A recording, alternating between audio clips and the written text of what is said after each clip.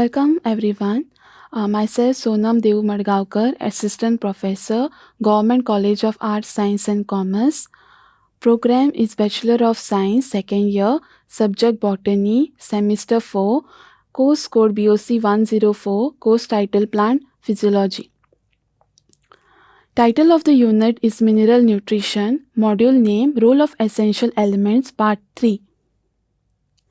Outline of the module is in this module we will be learning about the specific role of macronutrient in plants, deficiency symptoms of macronutrient in plants, specific role of micronutrient in plants, and the deficiency symptoms of micronutrient in plants. Coming to the learning outcomes, on the completion of this module, the learner will list the role of macronutrient in plants, explains the role of macronutrient in plants, describes the deficiency symptoms caused by macronutrient in plants, lists the role of micronutrient in plants, explains the role of micronutrient in plants, describes the deficiency symptoms caused by micronutrient in plants. Coming to the introduction of the module, as in this module, let us know what do we mean by essential elements. Now, essential elements are those elements which are required by the plant for its growth and development and for the completion of its life cycle. Now, there are almost 17 essential elements which are required by most of the plants to complete its growth and development. So, these 17 essential elements are further classified into two types, that is macronutrients, also called as major elements, and micronutrients, also called as trace elements or minor elements. Now let us see what are macronutrients or major elements. Now macronutrients are the essential elements which are required by the plant in large quantities, nearly 1000 milligrams or more per kg of the dry matter. Then the micronutrients or trace elements or minor elements. Now micronutrients are the essential elements which are required in very small quantity by the plant for its growth and development, that is less than 100 milligram per kg of the dry matter or traces by the plant for its growth. Next, we'll learn about one of the macronutrient, that is magnesium. So coming to the specific role of magnesium, we have magnesium is a very important constituent of chlorophyll pigment formation. Then it is an activator for many enzymes in phosphate transfer reaction, particularly in carbohydrate metabolism and nucleic acid synthesis. It plays a very important role in binding the ribosomal particles during protein synthesis. It is also essential for the synthesis of fats and metabolism of carbohydrates and phosphorus. Then we have the deficiency symptoms of magnesium. First is the interveinal chlorosis appears on the leaves. Now interveinal chlorosis means the chlorosis, that is a yellowing of the leaves which is happening in between the leaves, in between the veins of the leaves. Okay, so here the older leaves are affected first and then the younger leaves. Now severely affected leaves may wither and shed or abscess without the withering stage. Now withering means basically the leaves or the cells of the leaves will lose its rigidity. Then we have the dead necrotic patches appear on the leaves. Now dead necrotic patches will be basically the tissues will die and the patches which are formed basically will appear brown in color. Now stem becomes yellowish green, often hard and woody. The keratin content is also reduced. Now in this image you can see the necrotic patches which are formed due to the deficiency of the magnesium in plants.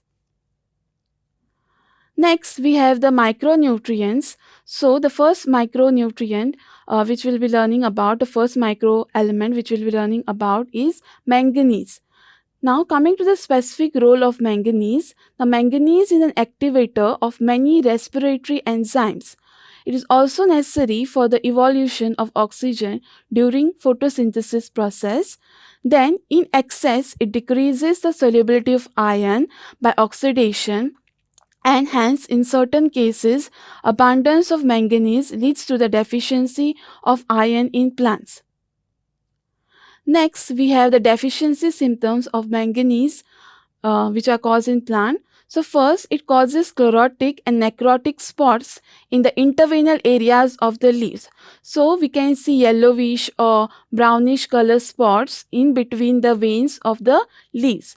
Next, the deficiency symptoms first develop in the older leaves and then we can see it in the younger leaves. Okay. So severely affected tissues turn brown and the brown areas may twist in the form of spirals and they may also wither. That is, the cell will lose its turgidity. The root system is often poorly developed and badly affected. As a result, the plants may die. So due to the root system which are not properly developed, the plant won't be able to absorb minerals as well as the water. So the plant will ultimately die. The grains formation is also reduced and the heads may be blind. In this image, we can see the necrotic spot in the first image which are formed on the leaves, the brown patches, okay. Then in the second image, we can see the interveinal chlorosis which is happening in the leaves, okay. So here you can see the yellowish part, okay. These are the interveinal chlorosis which is taking place.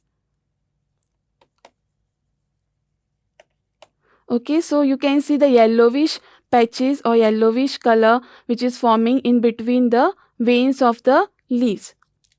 Okay, now coming to the next micro nutrient, that is iron. So specific role of iron. Now iron is very important constituent of iron porphyrin proteins like cytochromes, peroxidases, catalases, etc. It is also essential for the synthesis of chlorophyll. It is very important constituent of ferredoxin, which plays an important role in the biological nitrogen fixation and primary photochemical reaction during photosynthesis. Now coming to the deficiency symptoms of iron. Now iron causes rapid chlorosis of the leaves which are usually interveinal. Then the younger leaves will be affected first over here, then the older leaves. So chlorosis may produce a mottled pattern or the leaf may show a complete bleaching or often become necrotic. In extreme conditions, scorching of the leaf margin and tips may occur.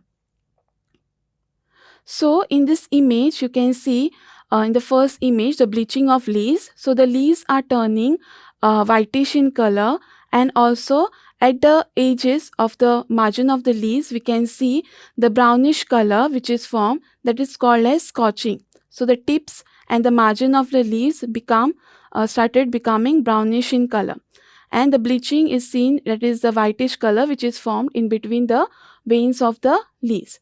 Next image, we can see the interveinal chlorosis that is happening, that is the yellowing of the lamina of the leaves in between the veins. Next, we have the another micronutrient, that is copper. So coming to the specific role of copper. Now, copper is a constituent of several oxidizing enzymes. It is also essential for the photosynthesis, respiration, and carbohydrate nitrogen balance inside the plant. In higher concentration, it becomes toxic to the plant. Now, coming to the deficiency symptoms of copper.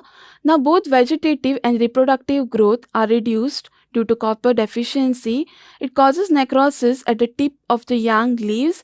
Then wilting of terminal shoot occur, which is followed by frequent death of the leaves and the shoots. The leaf color is often faded due to the reduction of carotene and other pigment. It causes dieback of citrus and other fruit trees. Okay, it causes dieback of citrus and other fruit trees. So dieback disease means the disease where the tips of the leaves and the shoot start dying. Then we have the causes. Then it causes reclamation disease of cereals and leguminous plant. Now reclamation disease means basically the disease where the plant doesn't forms or give rise to the formation of seed. It fails to produce the seeds. Next, the deficiency symptoms of copper. In this image, we can see the failure of grain formation, that is grain failure takes place in the wheat plant. So this wheat plant doesn't forms the grains. So students, in this module we have learned about the micronutrients, its deficiency symptoms and their specific role, and then we have seen the images in which we have discussed about some of the symptoms in detail. So these are my references which I have referred to prepare this module. Thank you.